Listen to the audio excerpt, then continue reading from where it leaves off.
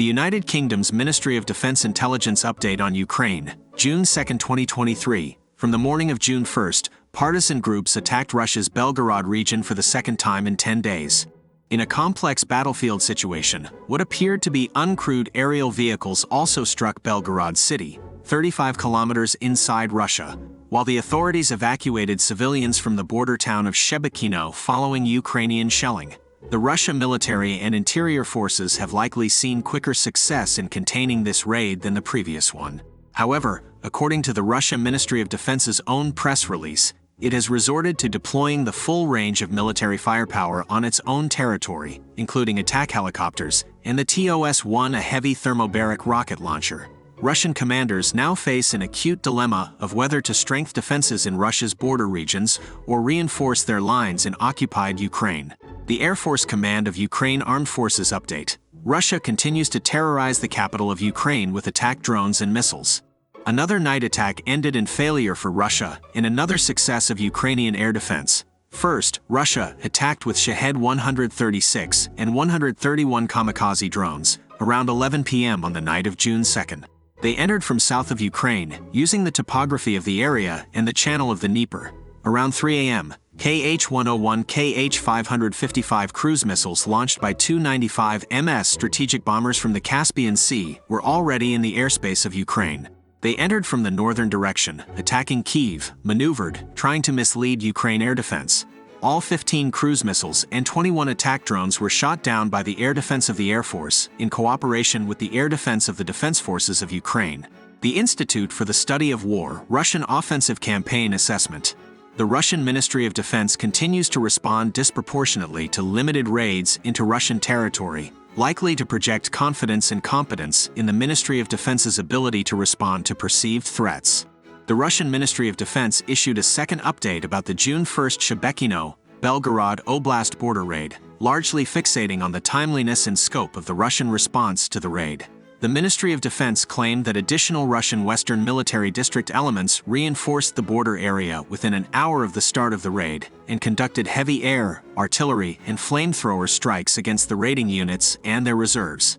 The Ministry of Defense claimed that over 135 people and 35 vehicles in total conducted the raids, and that various Russian defensive efforts, including small arms fire and mines, repelled the raids.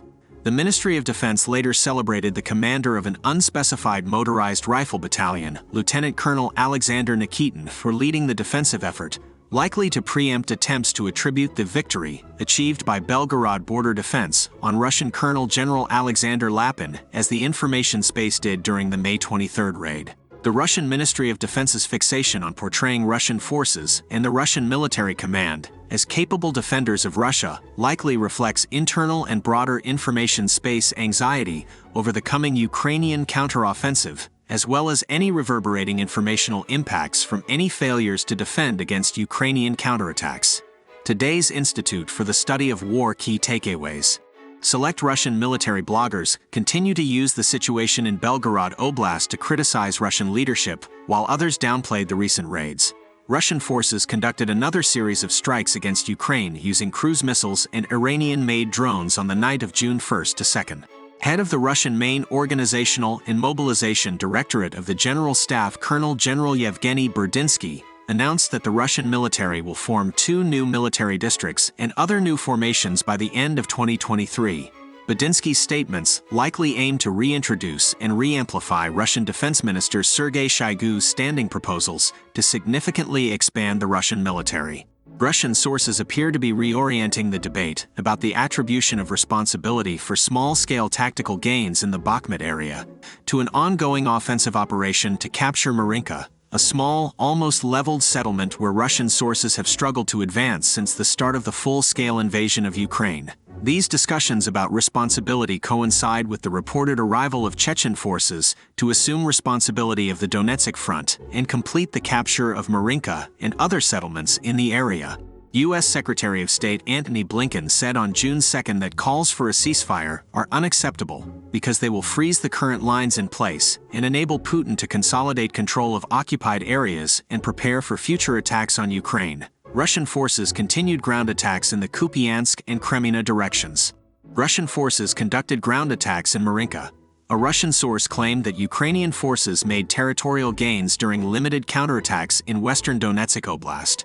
Russian sources claimed that Ukraine struck the port area in occupied Berdyansk, Zaporizhia Oblast, with Storm Shadow missiles. Ukrainian sources continue to report that Russian cadets from higher military academies are deploying to areas near the Ukrainian border within Russia. Russian occupation authorities continue to forcibly transport Ukrainian children to Russia under the guise of medical rehabilitation schemes.